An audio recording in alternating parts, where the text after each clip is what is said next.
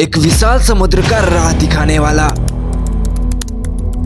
रात का समय था। समुद्र के किनारे लहरें चट्टानों से टकरा रही थीं। आसमान काला था और दूर बस एक हल्की सी रोशनी टिमटिमा रही थी, और वो रोशनी किसी घर की नहीं थी, वो थी एक लाइट हाउस की। एक ऐसा राह दिखाने वाला जो ना कभी सोता था और ना ही थकता था, जो कई सदियों से समुद्री जहाजों को रास्ता दिखाते आया है। तो आइए मिलकर जानते हैं कि आखिर ये लाइट हाउस होता क्या है, आखिर इस लाइट हाउस का काम क्या होता है, इस लाइट हाउस में काम करने वाले कर्मचारी को इतना ज्यादा पैसा क्यों दिया जाता है।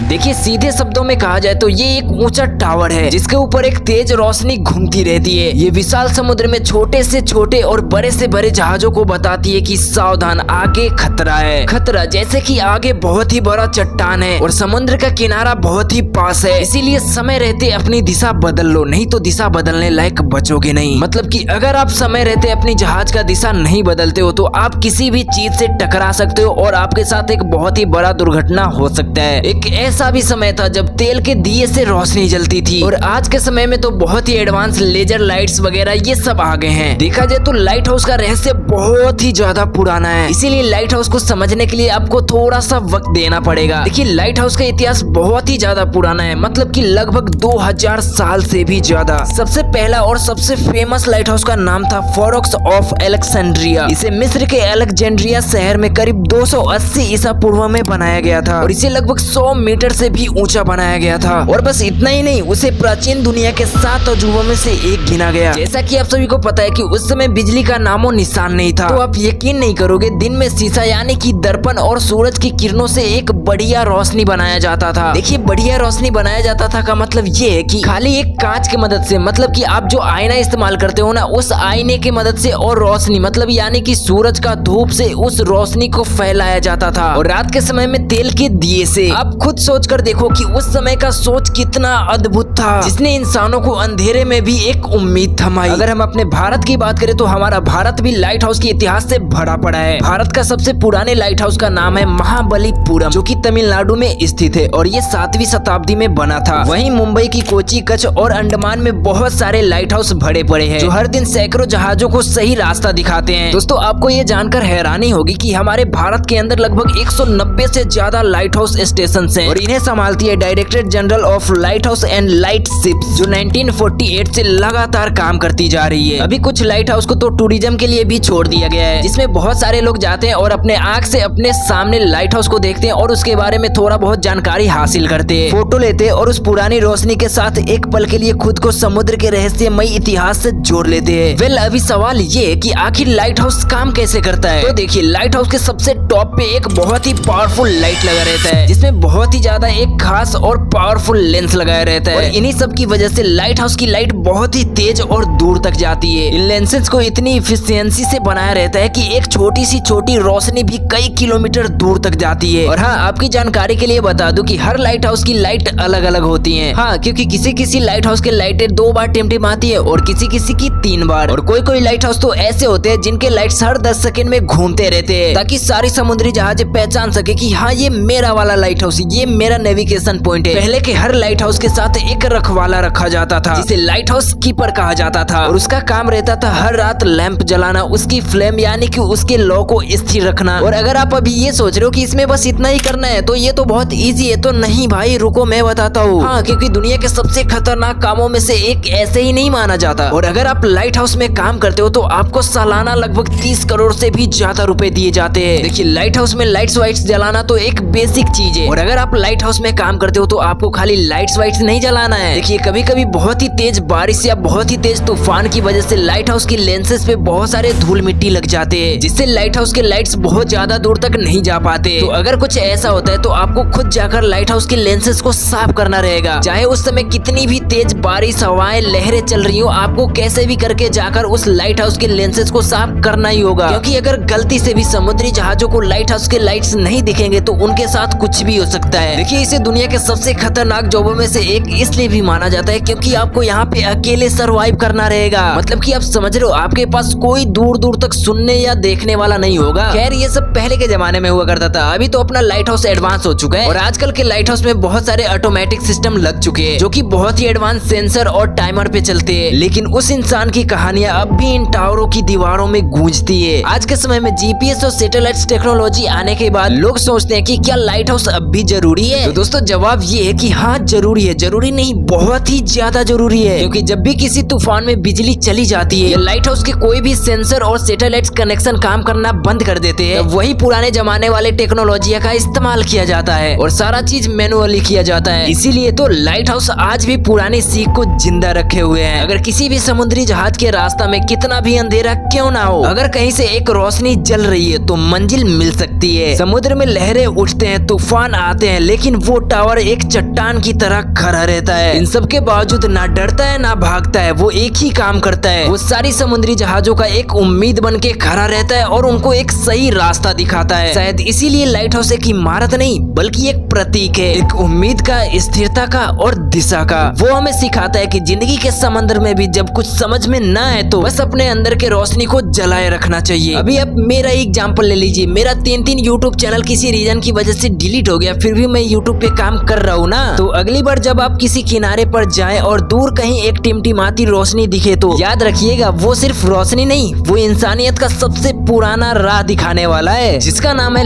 Light house. अगर आपको वीडियो पसंद है तो वीडियो को लाइक, शेयर, सब्सक्राइब जरूर से कर लीजिएगा, क्योंकि आपको हर हफ्ते हमारे इस चैनल पे नॉलेजेबल वीडियोस देखने को मिलते रहेंगे। बाकी आप लाइट हाउस के बारे में क्या सोचते हैं, आप अपना ओपिनियन कमेंट बॉक्स में जरूर दीजिएगा। तो मिलते हैं किसी अगले टॉपिक के साथ किसी अगले वीडियो में, तब तक के लिए बाय बाय।